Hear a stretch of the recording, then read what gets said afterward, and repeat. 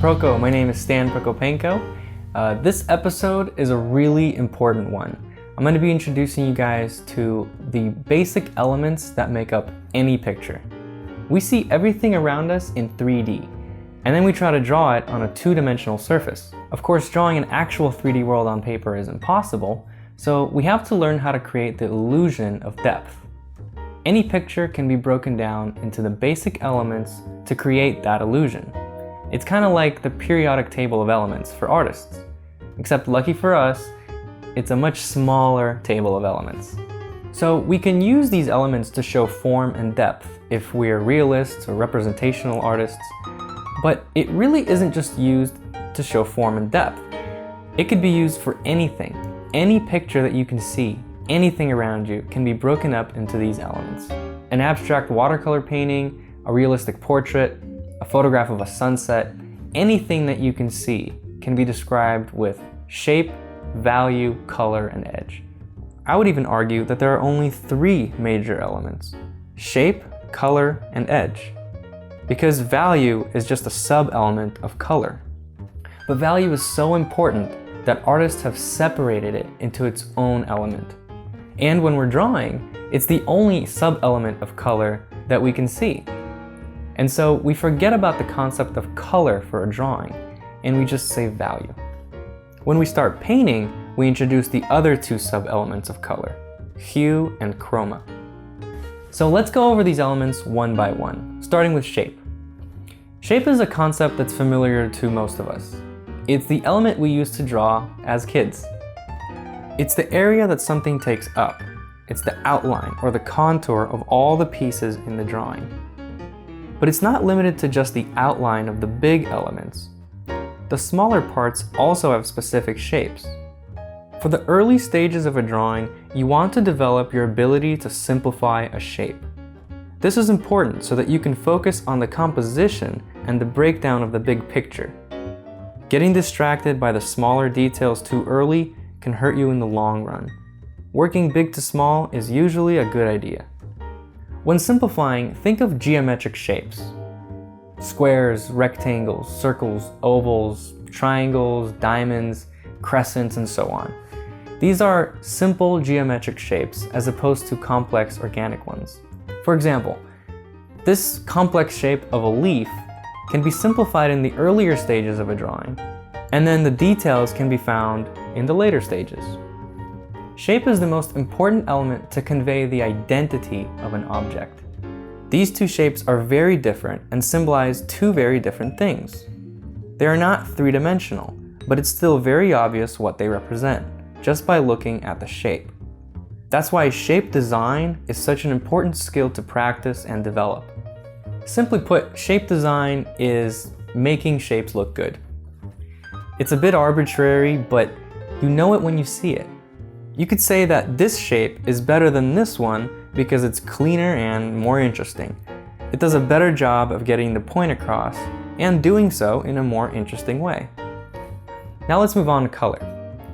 Now I'm going to go into color theory in a little bit more depth later, since it's a very complex topic and it deserves its own episode, and maybe even a whole series of episodes.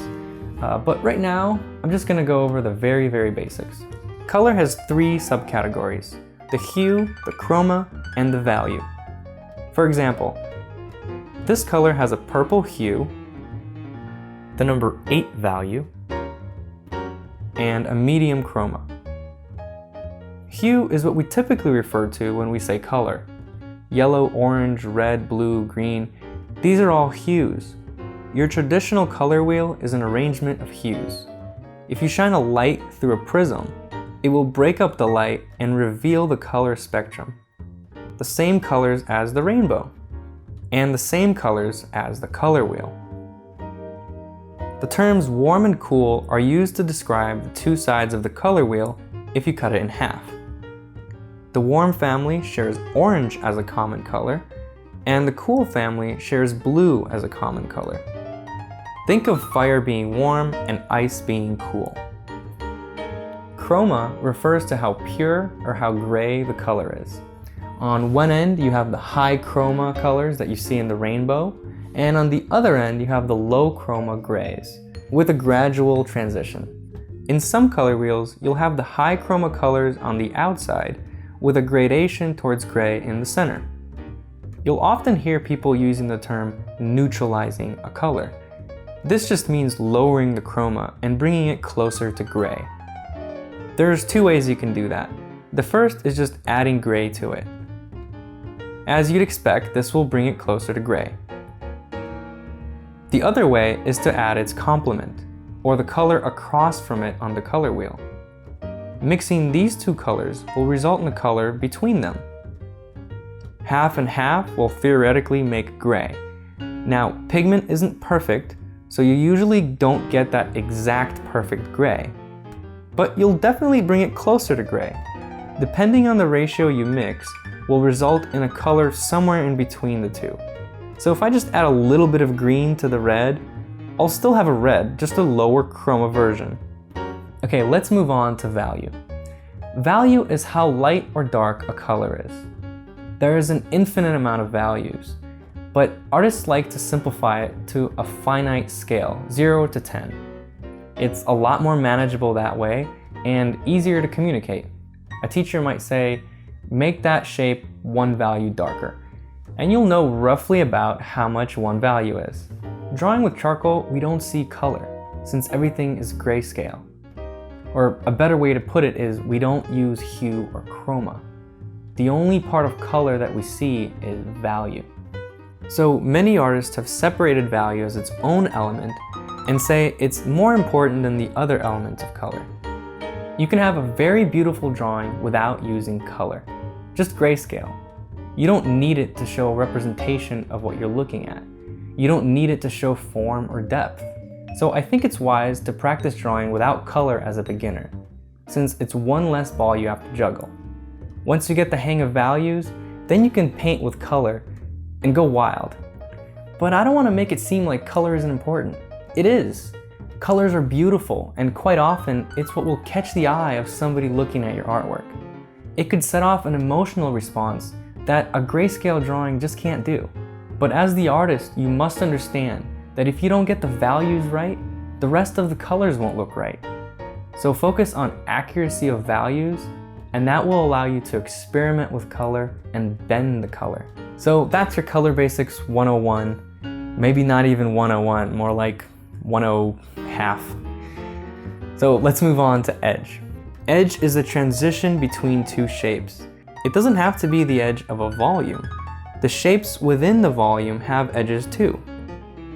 The types of edges range from sharp to extremely soft, with an infinite amount in between. But to simplify it, we've come up with 4 types of edges: sharp, firm, soft, and lost. A sharp edge is a very sudden transition between two shapes. It's sharp like a razor blade. There is no transition, it's a sudden change. A firm edge is almost hard, but has a very small gradation. On a figure, you'll typically see firm edges on tendons and joints. A soft edge is a very smooth transition between two shapes. You'll see a longer gradation. Soft edges are like clouds or baby butts. A lost edge is one that is so soft that you can't see it anymore. It's frequently used in areas where the values of two forms are close together, and a really soft edge would merge the two volumes together. Every time you're drawing or painting, you need to have an intuitive checklist of elements to identify.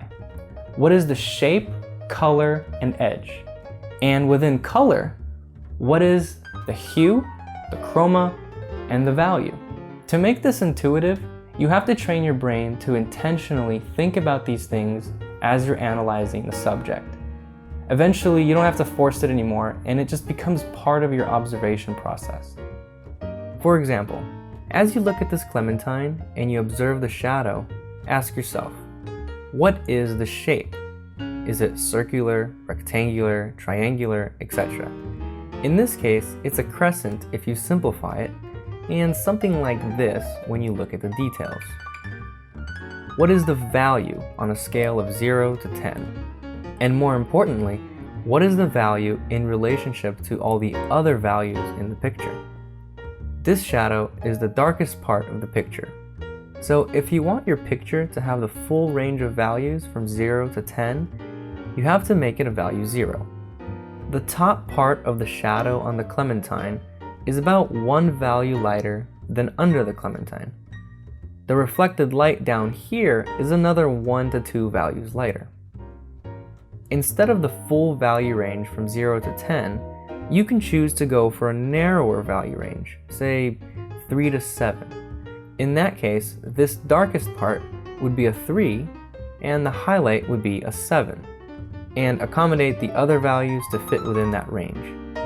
So it's the relationships between all the values in the picture that really matter. The next question is, what is the hue? Even though it's an orange clementine, not all the colors on it are orange. I'm seeing a transition from orange on the light side to a redder hue on the shadow side. What is the chroma? It's somewhere in the middle, probably a little closer to the high chroma side. And the edge is firm on the left side and softer on the right. The ability to see and properly identify these elements is a skill. It's a sense that you need to develop. At first, you will struggle to see these subtleties.